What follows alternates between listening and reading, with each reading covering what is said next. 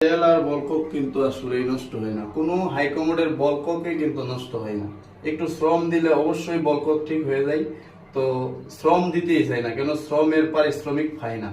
তাই জন্য মিস্ত্রিরা যায় বলে যে এটা সমস্যা, এটা বাতিল, এটা ভালাই দিতে হবে।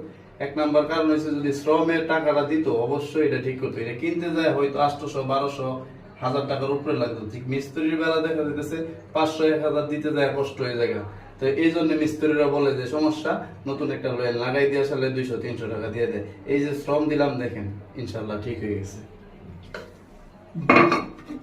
এখন ফ্লাশ দিব, ফ্লাশটা দেখুন।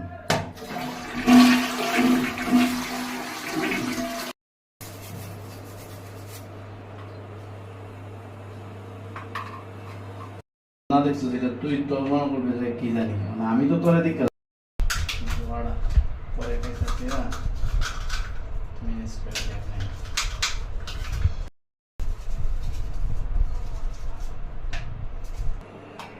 সে ঠিক আছে, পুরান জিনিস ঠিক আছে কি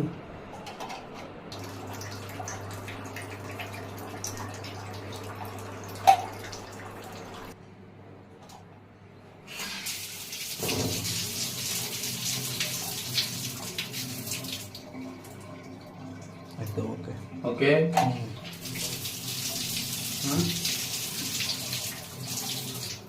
ওকে ওকে ঠিক আছে।